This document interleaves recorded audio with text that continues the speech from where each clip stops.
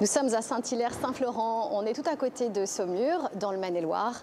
On va partir du bord du Thouet, qui est juste à côté de la Loire. Et nous allons sur les traces de Patrice Montmousseau. Patrice, c'est le PDG de la maison Bouvet-la-Dubé. Vous l'aurez compris, on est en plein cœur du Saumur brut. Et avec une production de 6 millions de bouteilles, voilà de quoi, c'est vrai, nous donner le tournis.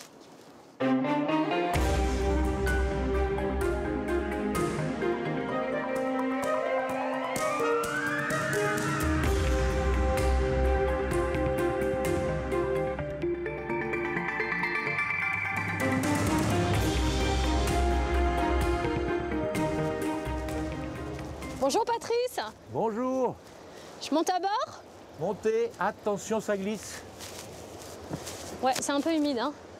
On va tout droit, on est à bord du Thouet. Là, on est sur le Thouet, sur le bout du Thouet. Enfin non, on est à bord, non, on est à bord de votre bateau. Ça, c'est votre bateau. Ça, c'est mon bateau. Il s'appelle comment?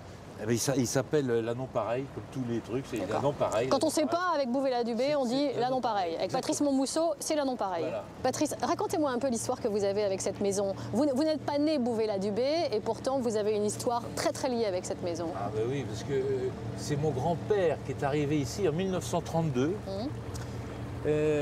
En fait, il pouvait acheter pour la même somme.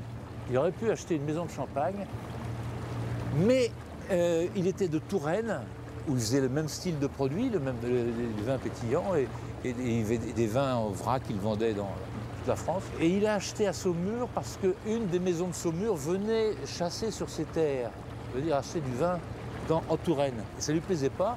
Et le jour où il a eu une occasion de renvoyer l'ascenseur, il l'a fait. Il l'a fait, il est venu ici, il a acheté Bouvet, qui avait été la plus grande maison du monde pratiquement, qui avait mis 20 ans à mourir à la suite de la mort d'Étienne Bouvet, qui était tombé finalement en faillite et qui était vendu aux enchères en 1000 morceaux. Et il a acheté un des 1000 morceaux, qui était la cave qu'on connaît aujourd'hui. Et il a repris ça, c'était totalement exsangue, avec 80 ouvriers pour faire 80 000 bouteilles, ce qui était démesuré. Et ma tante, donc, elle a repris ça avec mon grand-père, ça s'est fait jusqu'à la guerre de 40, ça a recommencé. C'est resté dans la famille alors? Oui, c'est votre grand-père, oui, votre tante. Et donc mon père est arrivé ici en 46 avec toute sa petite famille, dont moi, le petit dernier. Vous aviez quel âge? 3 ans? Moi j'avais 3 ans. Vous saviez dès le départ que vous auriez vous aussi un lien et un rôle à jouer dans cette maison?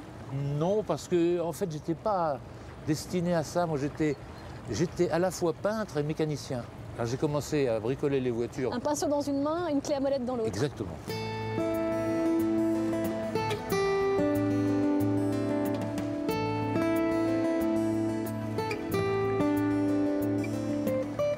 Ça, c'était il y a combien de temps, votre entrée dans cette aventure? Je suis entré à la maison parce que j'étais pas un très bon élève. C'est pas que j'avais de mauvaises notes, c'est que j'étais un mauvais élève. Et donc, j'ai fait le tour de France des collèges. Et à 3 mois du bac, j'ai dit, bon, ça va bien, ça ne me servira à rien, puisqu'on peut faire j'ai un métier, je peux faire du Bouvet-la-Dubé, et ben, on va rentrer à la maison. Alors mon père n'a pas du tout apprécié. Et par mesure de rétorsion, il m'a mis dans le fond de la cave avec une pompe qui est toujours là, une grande pompe à volant comme ça, et j'ai pompé pendant 1 an et demi. Et après, j'ai continué à faire tous les postes dans la cave et je suis resté 10 ans dans la cave. Vous êtes monté en fait un peu. Monté, voilà. De l'expression monter quand même dans les grades. Oui, on commence par nettoyer les toilettes et puis on finit patron. C'est ce qui s'est passé. C'était un peu votre cas. C'est mon cas. Et puis quand mon père est arrivé à 65 ans, il a dit, écoute, moi 65 ans à midi, je m'en vais. Voilà les clés du truc, tu te débrouilles. Et je dis bon, d'accord. Et je me suis débrouillé. J'ai pris la maison, on faisait 350 000 bouteilles. Aujourd'hui, on est à 6 millions, ça va? C'est ce qui me semblait, ce qui est un chiffre c'est pas mal. Assez Mais prestigieux. je trouve qu'on a mis un peu de temps. Allons faire un tour dans les caves de la maison Bouvet-la-Dubé.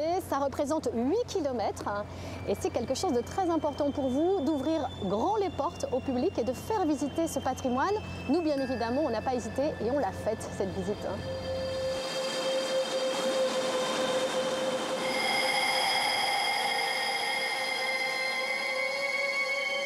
Et je vais vous montrer les barriques ou nos fûts de chêne. Donc ça, c'est vraiment spécifique à nos caves.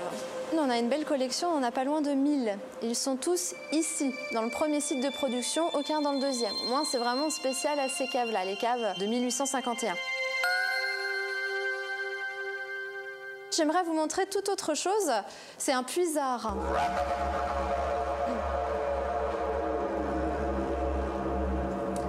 C'est un petit peu étourdissant. Peut-être que vous allez avoir le vertige à l'envers, je n'en sais rien, mais regardez au-dessus de vous.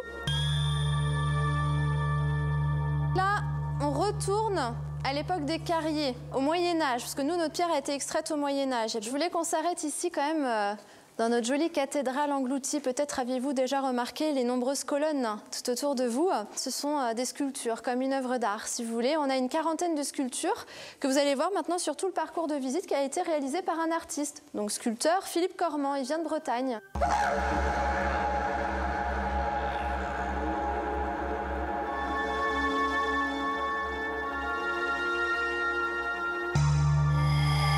Aujourd'hui, cette cathédrale engloutie, c'est aussi un peu un emblème pour la maison. C'est-à-dire qu'on reçoit aujourd'hui 40 000 visiteurs. Et il faut les faire rêver un peu. Vous savez, notre métier du vin, des bulles et ça, c'est quand même un métier de rêve. Il faut, si on n'a pas du rêve, on est des pinardiers. C'est pas du tout notre truc. Le vin, c'est, je dirais, enfin, c'est l'essentiel de notre métier. Mais après, c'est tout ce qui est autour. C'est l'histoire de la Loire, c'est le patrimoine, c'est les choses. Il faut mettre en scène tout ça. Quand vous dites que la Loire est très importante pour vous, tous les Ligériens et les amateurs du fleuve diront qu'elle est importante. Oui. Mais à quel titre elle l'est pour vous? Elle est le jour, alors, je vais vous dire, c'est le jour où j'ai découvert que quand on est sur la Loire, on est dans un autre monde. C'est un moment de sérénité, c'est paisible, c'est formidable. Et donc Étienne Bouvet est quelqu'un qui a beaucoup œuvré pour ses employés, pour le monde qui l'entourait. On a demandé à un historien de nous faire l'histoire d'Étienne Bouvet, il a recherché dans toutes les archives, etc. Et on a pu écrire un livre qui est le secret d'Étienne Bouvet, qui est magique, qui donne l'histoire de tout ça. Mais c'était un type fabuleux, qui ne savait pas signer quand il s'est marié, et qui est devenu un homme d'affaires hallucinant.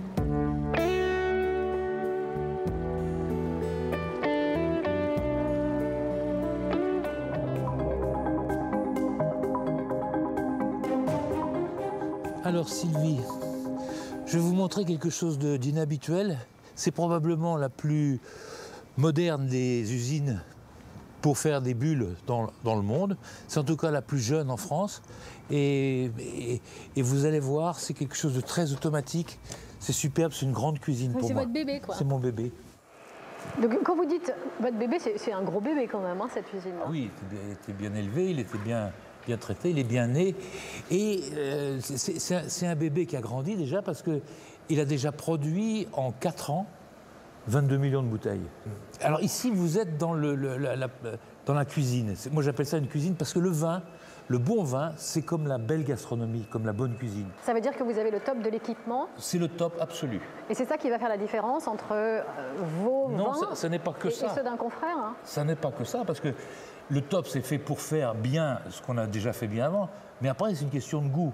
Il faut quand même faire assembler tout ça de telle sorte que ça soit mieux que celui d'à côté. Vous savez, on a 450 médailles. C'est pas arrivé par hasard, c'est parce que c'est un peu mieux que les autres, c'est tout. C'est aussi un savoir-faire, surtout un savoir-faire. C'est seulement un savoir-faire. J'ai vu une grande machine avec des bras partout. C'est elle aussi qui se charge pas mal de mettre en bouteille. C'est elle qui range les bouteilles qui ont été remplies, oui. Vous m'emmenez à voir ranger les bouteilles, votre étonnant. machine infernale. La machine infernale.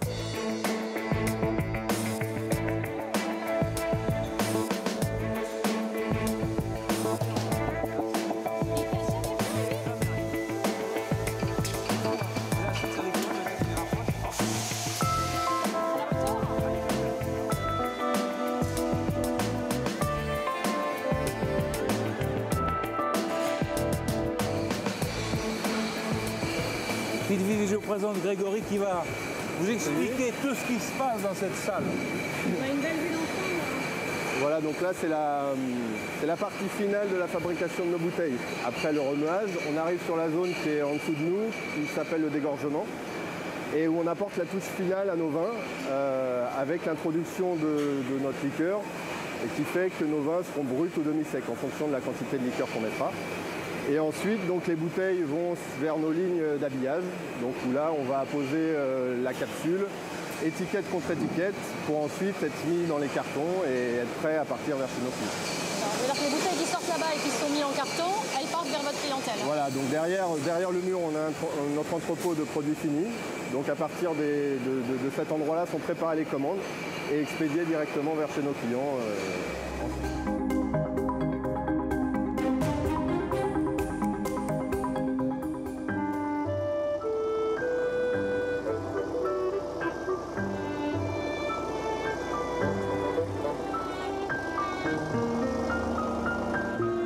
C'est beau, oh, j'aime bien voir ces couleurs.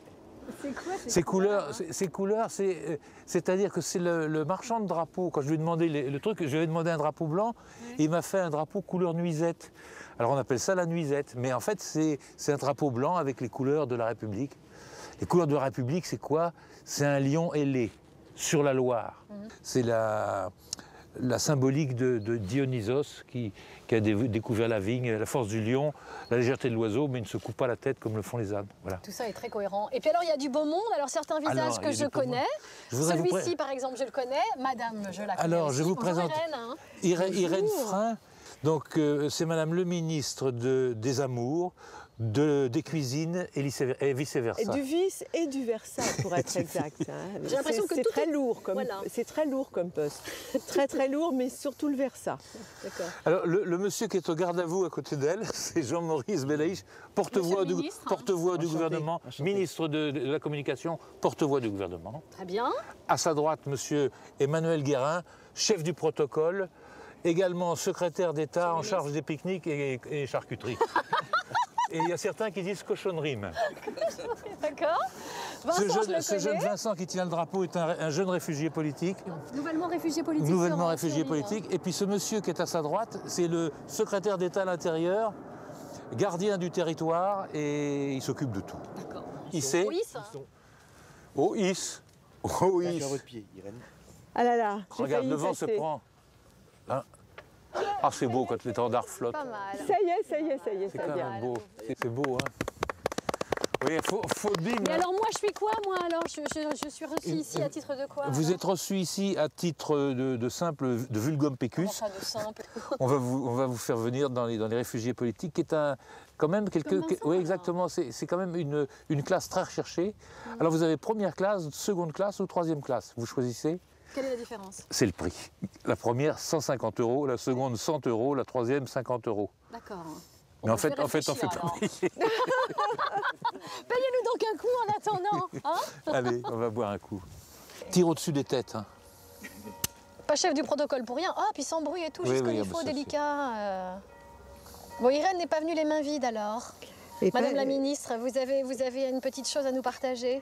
J'arrive de Bretagne où je suis allée faire la promotion de mon dernier ouvrage Beauvoir in Love Voilà.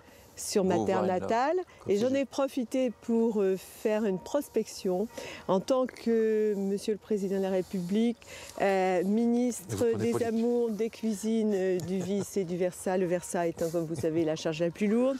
Et j'ai trouvé à Pont-Aven, agréé par le célèbre Olivier Rollinger, ces sardines debout. Les sardines jusqu'à maintenant étaient couchées, maintenant en Bretagne elles sont debout. Nous sommes en Bretagne des hommes et des femmes debout. Et celles-ci sont particulièrement succulentes à mon sens. Et très humblement, Monsieur le Président de la République, je soumets ce produit à une homologation en vue de notre prochain pique-nique officiel sur l'île de l'Anneau pareil, dans le sein de notre République. Je crois que c'est une grande idée. On va regarder ces sardines qui ont le courage de mourir debout. Et je me demande si je ne vais pas y pénétrer avec le couteau pour voir. Parce que, voilà, regardez. Vous sentez là C'est délicieux. Ah, c'est délicieux, les arômes sont dignes de cette terre libre et indépendante, il me semble. Je ferai Vous une chose. savez à quoi ça me fait penser? Vous savez, quand on est... Attendez, Il faut que vous ça embrassiez le mérite, ministre. ça mérite. La ministre, voilà. Un petit baiser. Et peut-être même une décoration.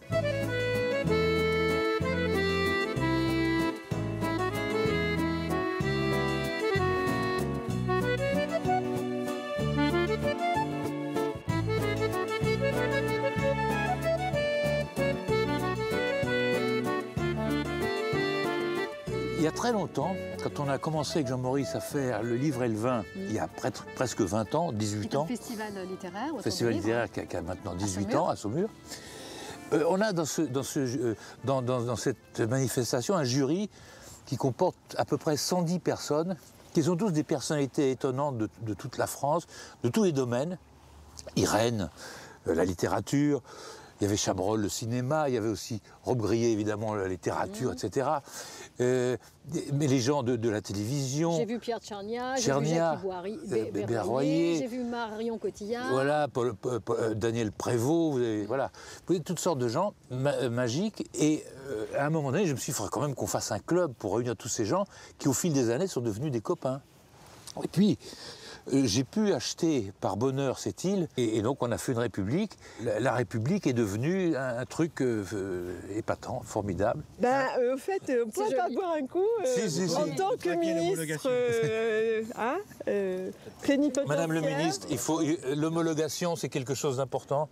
Bravo. C'est la première fois en plus qu'on homologue un produit officiellement. Mais je suis très heureuse que ce soit une sardine bretonne. Oui. Et vive les sardines debout bretonnes. Quand Patrice vous a demandé de faire partie de sa République et de faire partie du ministère, vous avez accepté d'emblée, évidemment. D'emblée parce que j'avais quelques états de service en matière de joyeuseté de Loire et de Bretagne réunis. Par conséquent, mon adhésion a été pleine et entière et je dois dire que Monsieur le Président de la République, bien entendu, je suis extrêmement lèche-botte par rapport à vous, tout le monde l'aura compris, mais moyennant quoi, mon cœur est avec les valeurs de liberté, de ne pas faire comme les autres et de bonnes goberges liquides et solides de nourriture terrestre qui sont en vigueur sur ce territoire sacré.